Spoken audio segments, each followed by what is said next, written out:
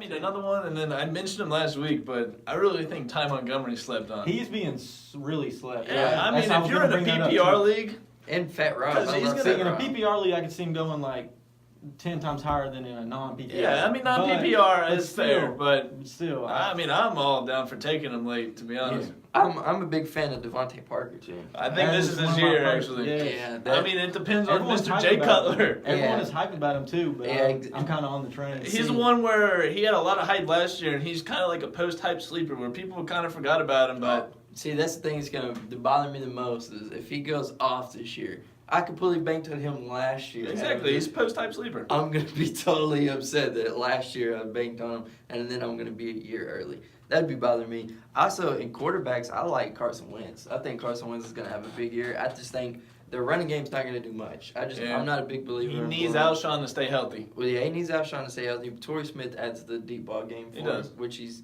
good at. He has a cannon for him. And so does Alshon. I mean, as long as you get the ball near the man, if he's healthy. Yeah, and Zach Ertz, tight end, too. I mean, Nelson Aguilar apparently has looked amazing since then. That's the reason why Jordan Matthews lost his job. Also, their new head coach, or their sophomore head coach, is a quarterback, so he wants to throw the ball. Oh, yeah. So, I mean, and if their run game doesn't work, then they're going to throw the ball a lot. I mean, I like it. And I can see Darren Sproles being featured a lot. Yeah, and that's the thing is if they're going to throw a lot, then Darren Sproles. He's the ageless wonder, man. Still super fast. I'd rather wait a few more rounds later and just pick up in LeGarrette Blount that could just end up getting his spot taken. Honestly, I think with LeGarrette Blount, the thing is, he's going to be a week-to-week where you just don't know what he's going to do. Because he could have a week where he scores like 3 touchdowns. He could have a week where he literally has like 10 rushes for 10 yards and doesn't score a touchdown. I feel like he's going to be touchdown or bust.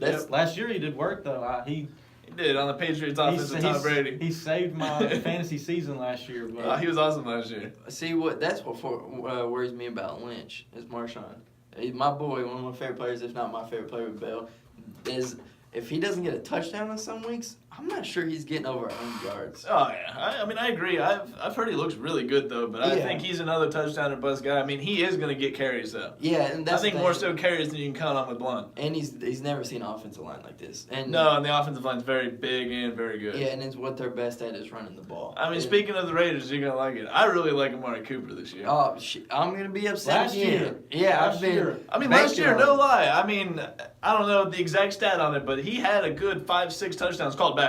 Yeah, it was a lot. Where if they didn't get called back, you're looking at, I mean, probably a top 5 wide receiver. Yeah, exactly. He was, I'm pretty sure, finished around the top 15. Oh, yeah. So, I mean, you had those touchdowns in. Yeah, exactly. And, man, I just don't think Crabtree can keep it up. Crabtree, I don't think. I mean, the thing is, and that's what downgrades Amari, even though, like I said, 5-6 touchdowns called back, is Derek Carr does look for Crabtree in the end zone, and Crabtree delivers. Yeah, exactly. But I think it helps Crabtree, Amari being like the hype guy. Like, does. Yeah.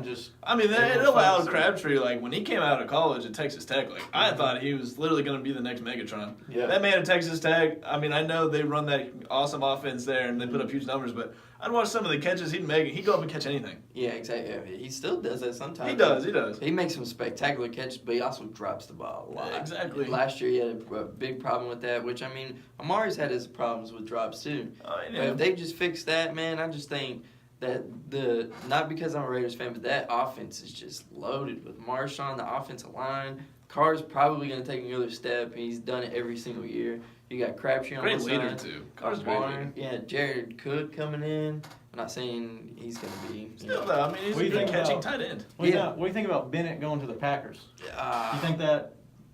See, he never seems to, like, his tight ends never seem to blow up too much for some reason, but unless it's on long Hail Marys, which Richard Rodgers. I could see it, though. Got like 2 Hail Marys last year. I mean, you're most likely looking at 35 to 40, between 35 and 45 touchdowns for Aaron Rodgers. Oh, yeah. I mean, if their defense is as bad as it is, I like any receiver that stays healthy and gets snaps on that offense. Exactly. Yeah. I mean, I'm not saying Jordy's going to have a bad year. No, I'd rather have AJ and Cooks over him. I think Devontae Adams will have a really good I like Devontae Another Adams one. too. He's like a post-type sleeper guy, too, because about 2 years ago, everybody thought he was going to be really, really good when Jordy tore his ACL, and it never really happened. 2 people I've really noticed falling in drafts, and I kind of get why, but Demaryius Thomas and Emmanuel Sanders. Yeah, I'm not big on it's the quarterback situation, but still, I saw Demarius Thomas in one draft, and I had to get him. I was like, he's the best one there. Yeah. I don't care who the quarterback is. They need another backup because Paxton Lynch is out for a few weeks apparently to start the season. See, one person I like a lot, and he is underrated in just football senses, period, is Doug Baldwin.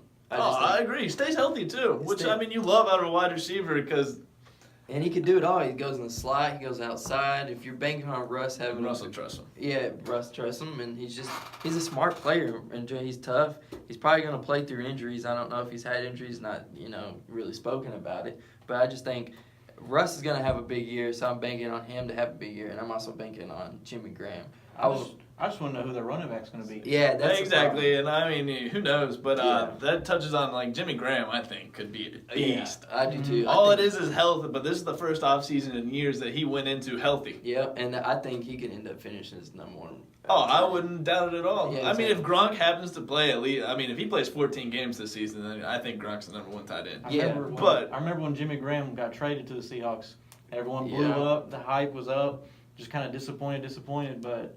I don't know. I feel like he's finally got it. I mean, if he stays healthy and they started to click last year. I feel like a top 5. I think this is going to be a big year for the Seahawks, period. Oh, yeah. I mean, and last week I had them in my Super Bowl. I mean, I think they got a good team. That defense still there. They might have lost a few players here and there over the last few years, but overall, it's still there. You convinced me a little bit on them, too. You convinced me. They're good. They got to figure out the running back situation, but they're a team that, they'll throw random running backs out there each week. I mean, Pete Carroll's not afraid to do random running backs. Yeah, he's not, and they have 3 solid ones. I mean, CJ Prosise is not a bad player, and he does everything you need out of a running back. I mean, Rawls has had good games. Yeah, Rawls, I remember one specifically against my Bengals where... I mean, you've seen the potential in every single running back they have. Oh yeah, they just have to put it all together. And if their offensive line just is at least solid, I think that opens up everything for Russell. And if it opens everything up for Russell, then everyone's going to be playing back farther, and then you can have Lacey run a few touchdowns, and you can have him. He's a big dude. What I like about the contract that they gave Lacey is he gets bonuses based on his weight at certain times too, and apparently he's hit all of them. See, speaking of that, I saw Gronk plays 90% of his snaps this year. He gets $5 million extra. Yeah, and as he said it on where I saw it, he was like, "That means really good thing for fantasy players." Yeah, exactly. You don't think that big motherfucker is not gonna play through all this? Come on, man. If he has an ankle injury, he's playing. If he has a hip injury, he's probably not even gonna mention it. He's just gonna go in there and he's gonna play. He's gonna get his money. And I think with Edelman out, it's either going to go to Cooks or it's gonna be even bigger for Cooks or it's going to go bigger for Gronk. Big news losing Edelman too. Yeah, big news. I thought he was being slept on. Yeah, fantasy draft. I agree. I mean, it's the thing, and it's the Drew Brees and Tom Brady syndrome. Aside from Randy Moss when he was with Tom Brady, Tom Brady just spreads it to everybody. You don't really know from week to week who's gonna get. Sometimes literally, last year, sometimes it would be Amendola out of nowhere. He would have weeks where literally he didn't even get targeted. Blow up. Hulk Hogan too. That might help him. Oh yeah. See, everyone's saying Hogan, but I could see maybe Amendola. Everybody, yeah. I mean, Malcolm Mitchell too. Malcolm Mitchell looked good last year. It's hard. I mean, yeah. And as we talked about last week with Rex. Yeah, man, my boy Rex, he's about to have a big year. Come on, man. Rex. Come on, bro. Rex. See, the only thing is Gronk is the one that we've seen, regardless of how many people matter what Tom Brady throws to, he's the one guy that Tom Brady will without Edelman, obviously he went to Edelman more than anybody, but now with Gronk, I think Cooks too. I think Cooks could do that too because he kind of does what. Well, the thing is, and who knows who's gonna take it over? It could be Hulk Hogan, could be Amendola, but Tom Brady always has that guy, and it was always Edelman when he's healthy. But that short range pass where he gets rid of it literally in 2 seconds. Gets the ball, just throws it. I think Cooks can do that. He plays in the slot. I mean, he can. Perfect. Yeah. The thing with Cooks, and I can see why all the hype, especially with Edelman being out, is. He was hit or miss his years with the Saints, and it's not like he was leaving a bad quarterback there. See, that's my problem with wide receivers in fantasy. It's so deep, and I just feel like you're not, besides the top 5 guys, you're not consistently getting, most likely you're not consistently getting double-digit every. That's why I prefer running backs. It's hard week to week. That's why people take running backs early in drafts. But you have tons of options late, like Stephon Diggs from the Vikings. Oh, I love him. Yeah, I'm a big fan of Stephon Diggs. I feel like, speaking of the Vikings, I feel like Rudolph. Yeah, get a lot of targets. I've seen their schedule, man. Their schedule is cake. That's what I'm saying. Another tight ends are the same. Aside you get Gronk.